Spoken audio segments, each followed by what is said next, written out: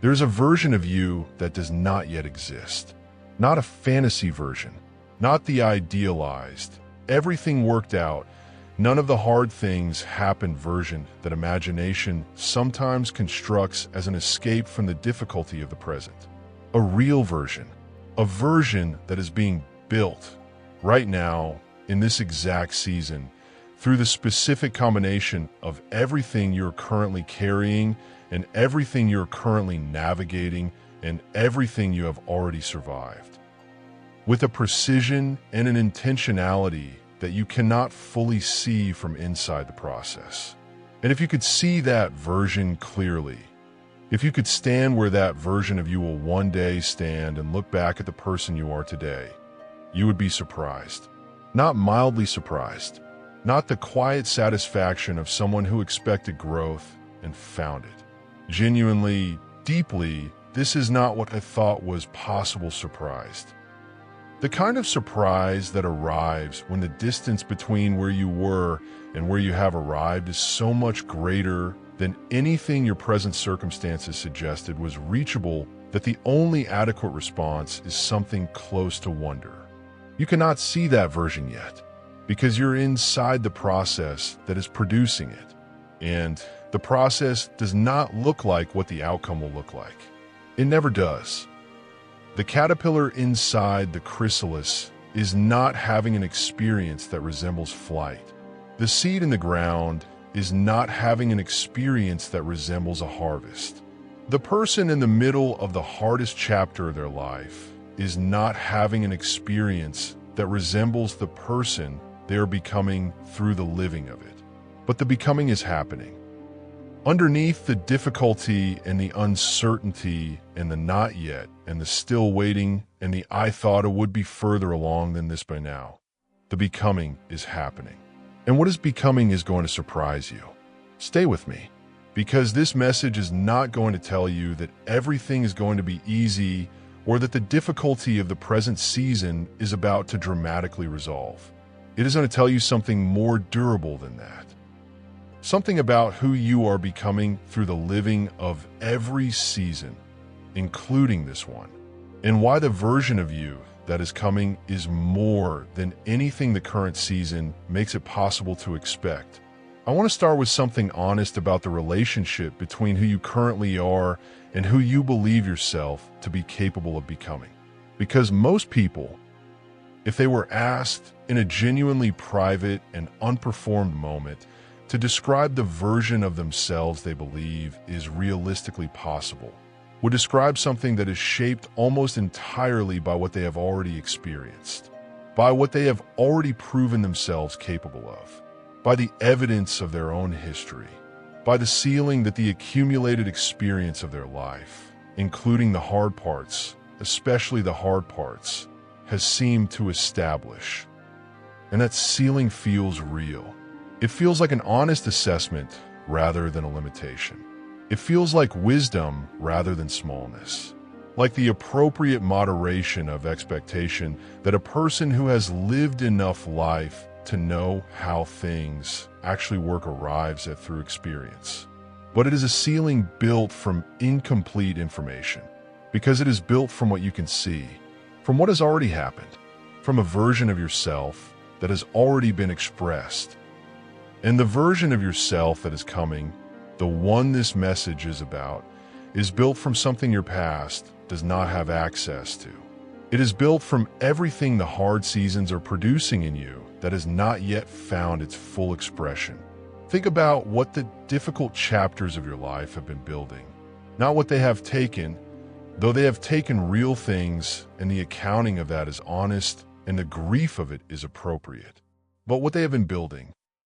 Underneath the surface of the difficulty, in the invisible interior work that hard seasons do in people who keep showing up despite the hardness, they have been building a depth of compassion that ease cannot produce, a capacity to sit with other people in their pain without flinching, because you have been in pain and you know its geography and you will not pretend otherwise. An understanding of what genuine faith costs. The specific, lived, I chose this and I'm choosing it was difficult faith that is qualitatively different from the faith that has never been tested. A resilience that is not the brittle confidence of someone who has never been broken, but the flexible, durable, genuinely tested strength of someone who has been broken and has discovered that the breaking was not the ending. A wisdom that cannot be taught, only lived. All of that is in you, building, accumulating, preparing to find its expression in a version of yourself that the current season makes it very difficult to imagine, but that the full arc of your life has been moving toward with a precision that will only be visible in retrospect. There's a specific lie that the current season tells about the future, and I want to name it precisely because I think it is operating in many of you right now in ways that are significantly limiting your ability to receive what God is building. The lie sounds like this: what you are now is what you will be.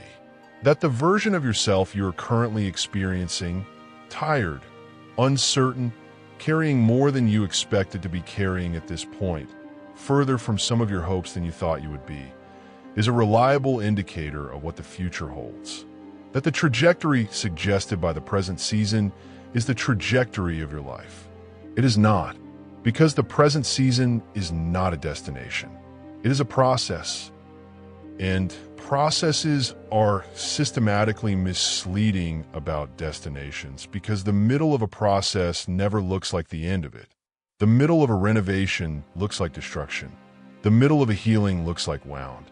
The middle of a becoming looks like confusion and incompleteness and the specific discomfort of being neither fully what you are nor yet fully what you are becoming. That is what the present season is, the middle of a becoming. And the middle is the worst possible place from which to assess the destination. Isaiah 43 verses 18 to 19 carries an instruction and a promise that is worth sitting with slowly. Forget the former things. Do not dwell on the past. See, I am doing a new thing. Now it springs up. Do you not perceive it? Do you not perceive it? That question is not a rebuke.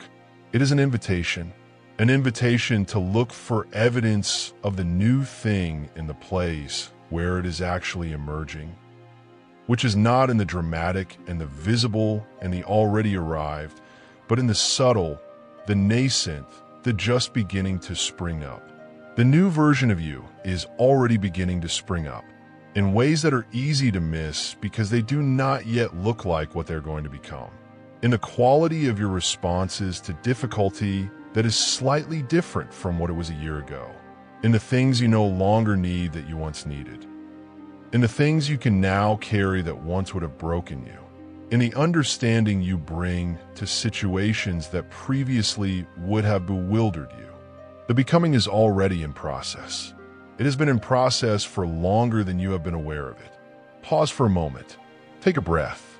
I want to talk about the specific ways that God builds a person, because understanding the method helps make sense of the material, and the material of your current season may be making more sense than you realize once you understand what it is being used to build.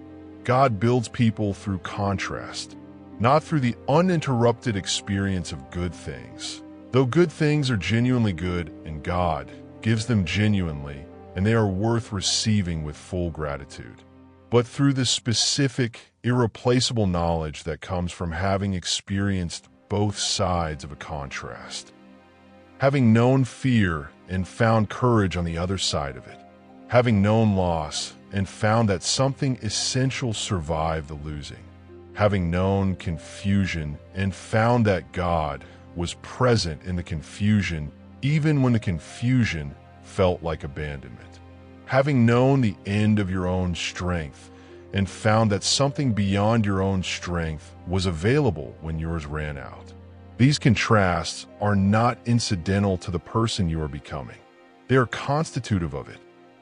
They are the specific, necessary, cannot be substituted ingredients of a depth of character and a quality of faith and a capacity for genuine usefulness to other people that comfort alone cannot produce.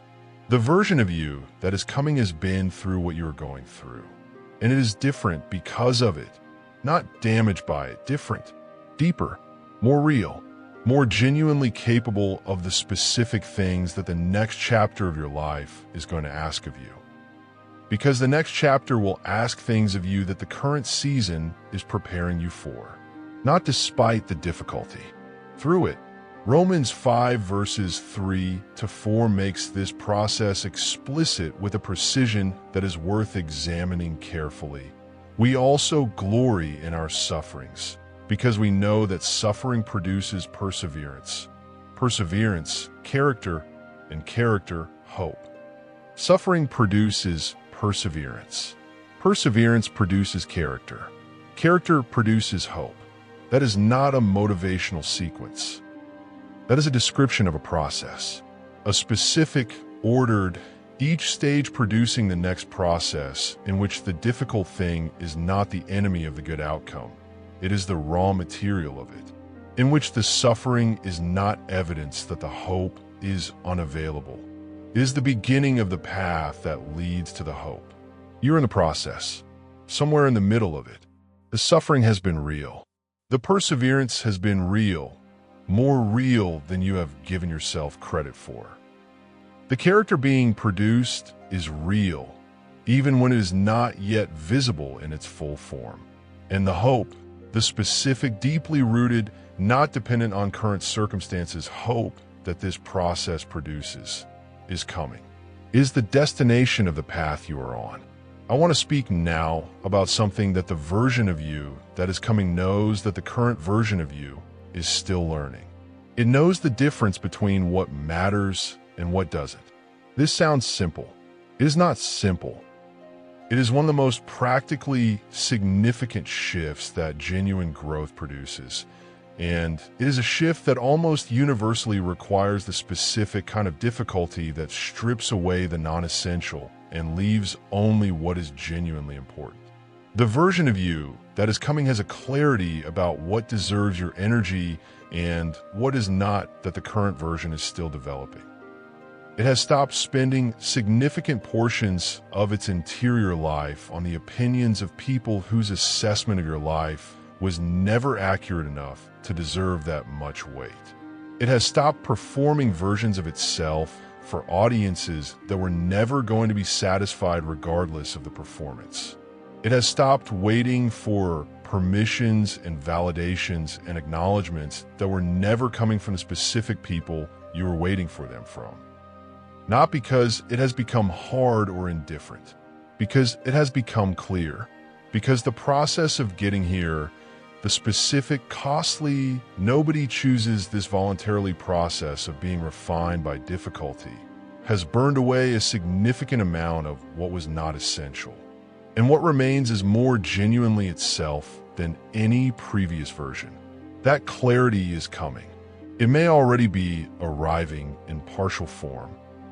In the things you find you care less about than you once did, in the relationships and the opinions and the performances that have lost their grip on you in ways that surprise you. That loosening is not loss. It is the beginning of the clarity that the version of you that is coming inhabits fully. And alongside the clarity about what does not matter, a deepening certainty about what does. The people who are genuinely in your life and genuinely for you. Their presence matters more than it used to. The ordinary moments of beauty and connection and simple goodness that are available in every day, they register differently, more fully, with a gratitude that is not performed but genuine. The gratitude of someone who has lived long enough and hard enough to know that these things are not guaranteed and therefore not to be received without full attention. The version of you that is coming inhabits the present more fully than the current version does, because it has learned through the specific curriculum of the hard seasons that the present is where the life actually is, not in the resolution of the difficulty, not in the arrival of the hoped-for future. Here, in the ordinary, imperfect, not yet complete present, that inhabiting of the present. That specific, hard-won, cannot be rushed arrival in the life that is actually happening rather than the life that is being anticipated is one of the most significant things the becoming is producing. There is something I want to say about the people in your life who have not been able to see the version of you that is coming, because some of them have been operating from an assessment of who you are that is based on who you were, or on who you have been in the seasons of greatest difficulty, the contracted, survival mode, not fully yourself version that any person becomes when they're carrying more than their ordinary capacity. And they have made assumptions about your ceiling, your potential, your trajectory based on that version. And some of those assumptions have been communicated to you directly or indirectly in ways that have had more influence on your own self-assessment than they deserve to have had. I want to say something about that directly. The people who cannot see the version of you that is coming are not seeing incorrectly because they are malicious. They are seeing incorrectly because they're looking at incomplete information. Because the version of you that is coming has not yet arrived. Because the becoming is not yet finished. Because the full expression of what this process is producing has not yet been visible in a way that their assessment could account for. Their assessment is not prophecy. It is observation. And observation of an incomplete process is systematically limited in its ability to accurately describe the destination. Do not let someone else's limited view of an incomplete process become the ceiling of your own expectation for your life. Jeremiah 29 verse 11 is a promise that was spoken to people in exile. People whose circumstances, by any observable measure, did not suggest a hopeful future. People who had every external reason to agree with the assessment that their best days were behind them. And into that specific context, not a context of visible promise, but a context of visible difficulty, God spoke, "For I know the plans I have for you, plans to prosper you and not to harm you, plans to give you hope and a future." I know the plans. Not, I am considering some options. Not, I have some general goodwill toward you. I know the plans. Specific, already formed, already in motion. Plans that the current circumstances do not reflect, but that the current circumstances are not outside of. The plan is for you, for the version of you that is coming. And it is better than what the current season makes it possible to imagine. Pause for a moment. Take a breath. I want to give you something practical now, because the becoming is not only something that happens to you. It is something you participate in, and the participation, the specific, daily, intentional ways of engaging with the process, matters.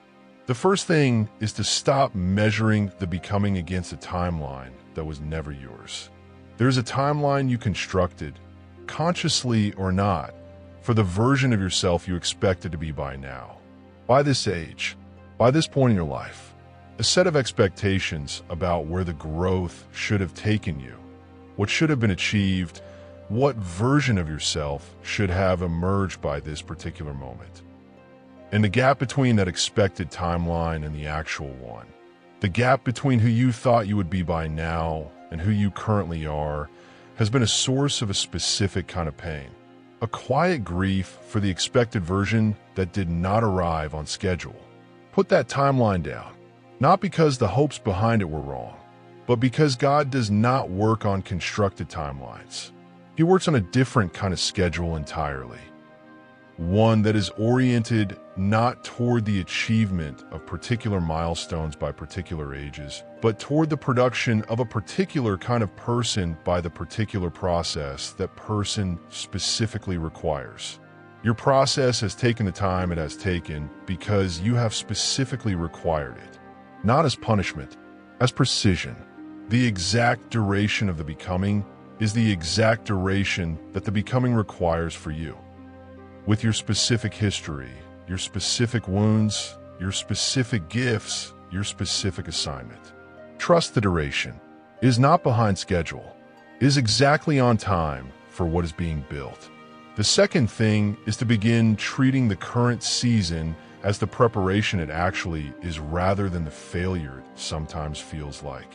This is a reframe that requires practice, because the current season does not feel like preparation from the inside. It feels like difficulty, like delay, like the absence of the thing you're being prepared for. And feeling like preparation and being preparation are not the same experience. But you can practice the perception of it as preparation even before the feeling confirms it, by asking regularly as a daily practice, not what is this taking from me, but what is this producing in me? Not what have I lost in this season, but what have I gained that I did not have before it? Not who am I failing to be, but who am I becoming through the specific curriculum of this particular chapter? The answers to those questions, held honestly and examined carefully, will show you more of the becoming than the surface of the difficulty currently makes visible. And the third thing is to extend to the version of yourself that is still in process the same grace you would extend to anyone else who is in the middle of something genuinely hard. You are not a finished product. You are a person in the middle of a becoming. And people in the middle of becomings deserve patience, including the patience of their own self-assessment, including the specific grace of not being judged by the standards of a completion that has not yet occurred. You are not behind. You are not failing. You are not the permanent version of yourself that the hard season has temporarily produced. You're becoming something, and what you are becoming is extraordinary.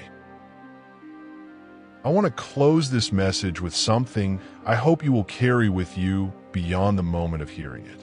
The version of you that is coming has survived what you are surviving, has carried what you are carrying, has navigated the uncertainty and the difficulty and the not yet and the still waiting of this exact season, and has come out the other side, not diminished by it, but enlarged by it, deepened, more genuinely itself, more fully capable of the love and the faith and the specific contribution to the world that your life was always designed to make.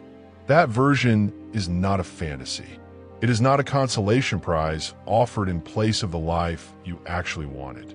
It is the real, specific, being built right now outcome of a process that has been operating in you. Through every difficulty, through every survival, through every day you showed up and kept going even when keeping going was the hardest available option for longer than you've been aware of it. And it is going to surprise you, not because surprise is the goal, but because what God builds in the lives of people who stay in the process long enough for the process to complete what it was designed to complete consistently exceeds what the people being built believed was possible from inside the building. You are inside the building right now, and you cannot yet see the full scope of what is being constructed. But the construction is real. The architect is faithful, and the version of you that emerges from this process, when it emerges in its own time, at the pace that the specific precision of what is being built requires, is going to look back at this season with a clarity and a gratitude that is not currently available from inside it. Not gratitude for the difficulty itself, but gratitude for what the difficulty has produced, for who it has made you, for the specific depth and compassion and wisdom and resilience and genuine, tested, unperformable faith that only this particular journey could have generated. You're going to look back at this season and understand it in a way you cannot understand it now. And what you understand, when you understand it, is going to take your breath away. If this message reached the place where the becoming is actually happening, the private, unglamorous, not yet visible place where the hard work of growth is being done, go to the comments and type 333. 333 is your declaration that you're still in the process, that you have not given up on the version of yourself that is coming, that you trust, imperfectly honestly, with all the uncertainty still present, that what is being built in you is worth the cost of the building.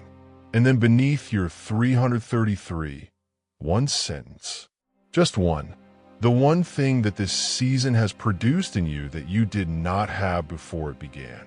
Patience, compassion, clarity, strength you did not know you had, faith that has been tested and survived, an understanding of what actually matters, a freedom from something that used to hold you. Name it, because naming it is the act of receiving it, of acknowledging that the process has not only taken, it has given. And what it has given is real and valuable and part of who you are becoming. Share this with someone who needs to be reminded that the version of themselves that is coming is worth the difficulty of the season they are currently in. You were guided here today. The version of you that is coming is already being built, and it is going to surprise even you. White Heart, if this message found you today, it was not by accident. This message is for everyone who has been holding on through a difficult season, who has been faithful in the quiet, unseen ways that rarely get acknowledged, who has asked in the honest private hours whether God is still present and still working in their life. In this message, Archangel Michael speaks directly into that place, with scriptural truth, honest validation, and encouragement grounded in the Word of God. Open book scripture references: Isaiah 43 verses 18 to 19, Romans 5 verses 3 to 4, Jeremiah 29 verse 11. Bell subscribe and turn on notifications. New messages uploaded regularly. Comment 333 below, plus the one thing this season has produced in you that you did not have before it began. Folded hands, White Heart.